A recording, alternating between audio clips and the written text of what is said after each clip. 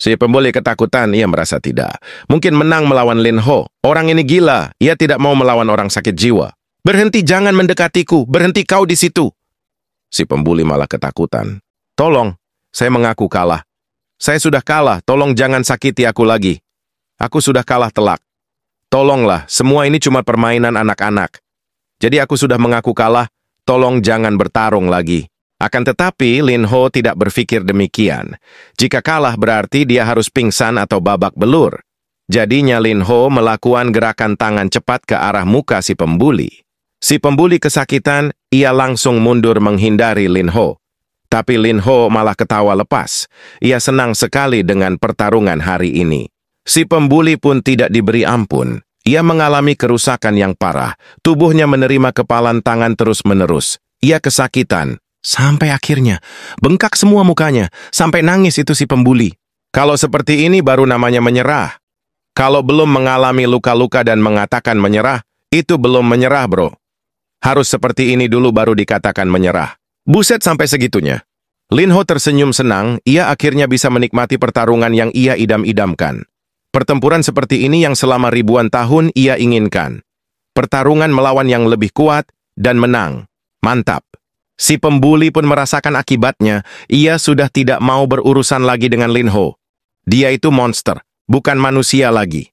Kemudian Lin Ho kembali ke rumahnya. Ia merasa dirinya sangat lelah. Tidak hanya lelah, akibat pertarungan dengan si petinju, tangannya sekarang banyak yang memar. Ini menyakitkan. Tubuh manusia Lin Ho belum terlalu kuat untuk menahan serangan dari musuh. Butuh latihan lagi supaya tubuh manusia Lin Ho menjadi kuat. Karena hari ini sudah puas dengan pertarungan, Dewa Enmu akan kembali ke planet Dewa. Ia mau mengistirahatkan tubuh Lin Ho. Tapi ketika ia memindahkan jiwanya malahan tidak bisa. Aneh sekali, kenapa tidak bisa? Dicoba lagi, waduh tidak bisa lagi. Seperti ada yang menghalangi Dewa Enmu untuk pindah ke tubuh aslinya. Apa itu? Kenapa aku tidak bisa memindahkan jiwaku? Apa yang Yon lakukan? Kemudian kita flashback dulu. Ini adalah planet Kepler yang dirusak oleh Enmu kemarin. Karena ulahnya menaruh jiwa Lin Ho di planet ini, sekarang Lucifer jadi kerepotan. Lucifer marah sekali dengan kelakuan si Enmu. Ia merasa dirinya paling hebat, jadinya ia bertindak sesuka hati. Tanpa memikirkan orang lain. Saat itu Yon membicarakan kegiatan Dewa Enmu yang memiliki tubuh Lin Ho. Sebenarnya mau diapain tubuh Lin Ho di bumi? Enmu mengatakan, kalau dirinya sedang bersenang-senang. Di bumi tempat yang sangat menyenangkan, soalnya para makhluk bumi tidak mengandalkan sihir. Mereka juga tidak menggunakan alat-alat sihir. Manusia cuma mengandalkan kekuatan tubuh. Ini sungguh primitif, aku menyukainya. Padahal aku sudah menyiapkan magic item yang banyak, tapi semua itu percuma. Tidak ada gunanya sama sekali. Tapi Yon berpendapat, karena dewa penjaga bumi adalah Dewa Enmu, jadi Enmu tinggal memberikan aturan sendiri. Kan dia dewanya, tinggal bawa aja beres. Kan Enmu yang ngatur. Oke kalau begitu, tolong kau bawakan banyak potion penyembuhan Yon. Aku membutuhkannya untuk menguatkan tubuh manusia Lin Ho. Oke siap. Kemudian Enmu mengambil sesuatu di sakunya. Dan ternyata itu surat untuk pertemuan para dewa. Yon disuruh membacakan surat itu saat ia berada di rapat para dewa. Tapi Yon tidak mau. Ia panik. Mana ada rapat cuma mencari musuh. Nyari makhluk kuat, ini apa Anda? Nggak bisa Master Enmu, ini nggak boleh terjadi. Waduh, percuma saja marah-marah sama Enmu. Ia langsung meninggalkan tubuhnya dan langsung menuju bumi. Dan ternyata semua itu telah dilihat oleh Lucifer melalui CCTV-nya. Ia mengetahui semua kebodohan Enmu yang pindah jiwa ke bumi. Ini tindakan yang sangat-sangat bodoh.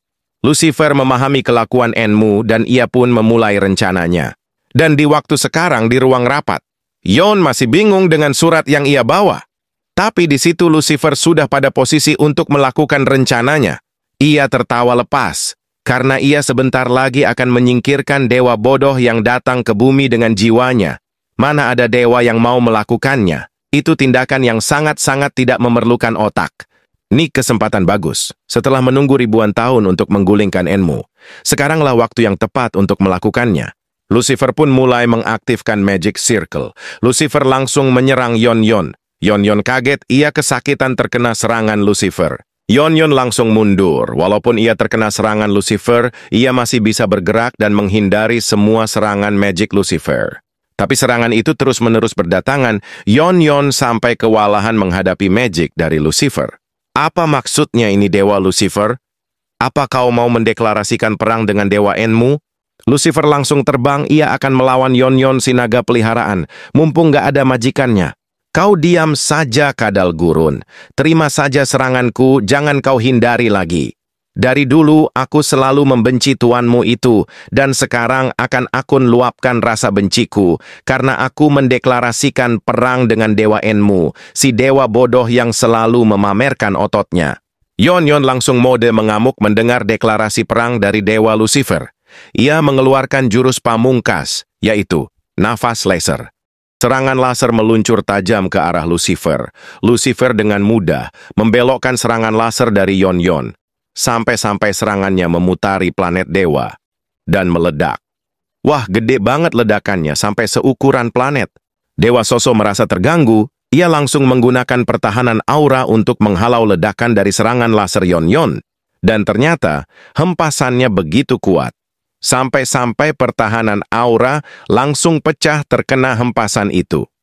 Setelah serangan laser, Yon mengeluarkan jurus terakhirnya, yaitu perubahan wujud naga. Yon langsung mendapatkan tubuh besar. Ini adalah wujud asli dari Yon. Tapi Lucifer tidak gentar. Yon bukanlah lawan dari Lucifer. Tapi Yon tidak mau kalah begitu saja. Ia adalah hewan peliharaan dari Dewa Enmu. Ia akan menunjukkan kekuatan hebat dari peliharaan Dewa Enmu. Soso yang dari tadi melihat jadi merasa tidak nyaman. Ia sudah tidak ingin berasa di ruang rapat ini lagi. Soalnya, ia tidak mau melihat pemandangan cairan muncrat. Dan ternyata, Yon sudah kalah melawan Lucifer. Ia tidak berkutik di depan serangan magic yang Lucifer lakukan. Dewa yang lain cuma bisa menonton, hanya Soso yang beranjak dari tempatnya.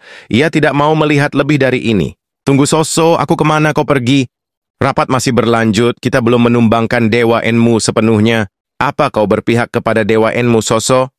Atau kau mau memihakku? Katakan Soso. Jadi aku bisa memenuhi ekspektasimu. Maaf, saya tidak tertarik dia-duanya. Anggap saja saya netral, jadi kau tidak perlu repot-repot melukaiku. Oke, aku menganggap kau netral. Yang penting kau jangan ikut campur apapun yang aku lakukan. Sekali saja kau berpihak kepada Enmu, atau kau menginjakkan kaki di tempat Enmu, maka aku menganggap kau adalah musuhku.